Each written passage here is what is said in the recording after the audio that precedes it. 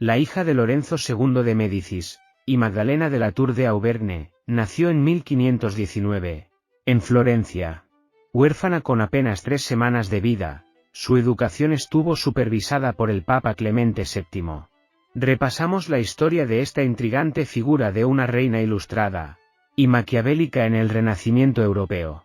Bienvenidos a mi canal, suscríbete y deja tu like. Catalina de Médicis, hija de Lorenzo II de Médicis y Magdalena de la Tour de Auvergne, nació en 1519, en Florencia. Huérfana con apenas 3 semanas de vida, su educación estuvo supervisada por el Papa Clemente VII, su tío y tutor, del que aprendió la astucia y el arte del disimulo, imperantes en el turbulento Renacimiento italiano. Catalina hizo su entrada en la historia en 1533, cuando se casó con Enrique de Valois, segundo hijo de Francisco I de Francia, al que le importaba mucho esa unión, porque el Papa Médicis podía apoyar sus proyectos conquistadores en Italia. En agosto de 1536, murió el primogénito del monarca francés, el delfín Francisco, después de un sofocante partido de pelota y de refrescarse con agua helada.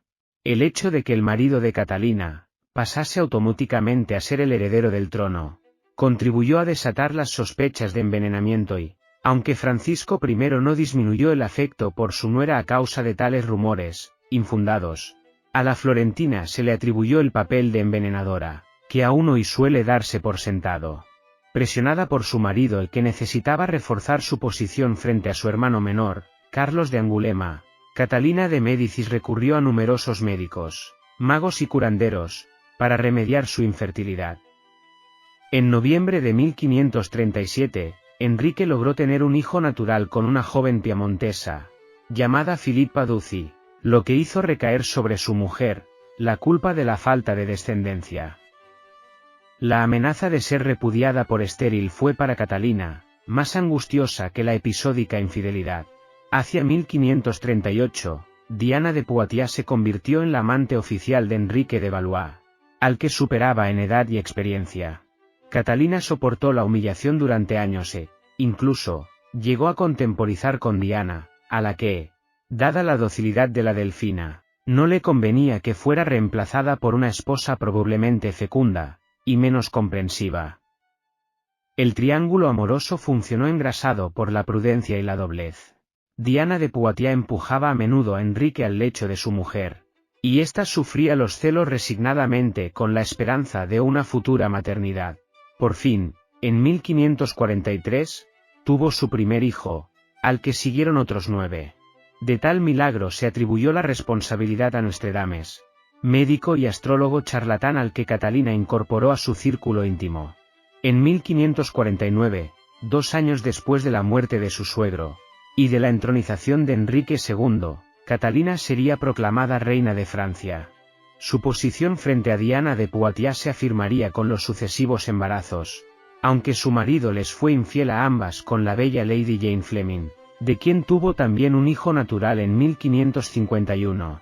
Catalina colaboró directamente en la política interior y exterior de Enrique II, que se centró, sobre todo, en las guerras contra Carlos V y luego contra Felipe II. Pero todo cambió a raíz de la paz de Cateau-Cambrésis, que puso fin a la hostilidad entre España y Francia. La tregua pretendía ser duradera y, como prenda de ello, establecía el matrimonio de Isabel de Valois, hija mayor de los reyes de Francia, con Felipe II, viudo de María Tudor, reina de Inglaterra. Con motivo de las celebraciones del enlace, Enrique sufrió un fatal accidente en un torneo, y expiró el 10 de julio de 1559. En cuanto a Diana de Poitiers, Catalina le exigió la devolución de las joyas pertenecientes a la corona, y que abandonase el castillo de Chenonceau, aunque a cambio le permitió ocupar otro más pequeño. Cuando su hijo Francisco II, de salud quebradiza y solo 15 años de edad, subió al trono, Catalina tomó las riendas del poder. El país estaba entonces dividido por las tensiones entre los católicos, encabezados por la familia Guisa, y los calvinistas y llamados en Francia hugonotes, cuyos jefes eran el príncipe Condat y el almirante Coligny. Catalina, convencida de que las hogueras confirmaban a los herejes, suavizó la represión, siempre que los hugonotes se mantuvieran como leales súbditos, y prohibió las persecuciones. En realidad, Catalina trató de no inclinar demasiado la balanza hacia católicos o protestantes, no por tolerancia religiosa en el sentido en que se le da hoy en día, sino por mera preocupación por preservar la paz civil. En diciembre de 1560 murió Francisco II, después de crueles sufrimientos provocados por un tumor canceroso. Le sucedió su hermano Carlos IX, que por entonces contaba con apenas 10 años y, dada su minoría de edad, Catalina, la reina madre, ejerció oficialmente la regencia. No era una mujer sedienta de poder, sino una consumada política que siempre antepuso la razón de Estado y, sobre todo, la defensa de la autoridad de sus hijos a sus deseos. El 22 de agosto de 1572, el almirante Coligny fue asesinado. A su muerte le siguió, del 23 al 24 de ese mismo mes, la célebre noche de San Bartolomé, una matanza de hugonotes a manos de las turbas enloquecidas. Los historiadores modernos tienden a responsabilizar del atentado contra Coligny a los Guisa, y a exonerar a Catalina y su hijo de la masacre de hugonotes, algo que, según parece, ni quisieron ni previeron. En París fueron asesinados unos 3.000 hugonotes, y en toda Francia el total de víctimas superó las 8.000. Una vez desencadenada la matanza, ni Carlos ni Catalina podían oponerse, y, finalmente, la asumieron como ordenada por ellos para aparentar que controlaban la situación. En medio del caos que reinaba en el país, en mayo de 1574, Carlos IX, roído por la tuberculosis, fallecía cristianamente. Catalina pidió entonces a su hijo Enrique que dejara el trono polaco para ocupar el de Francia.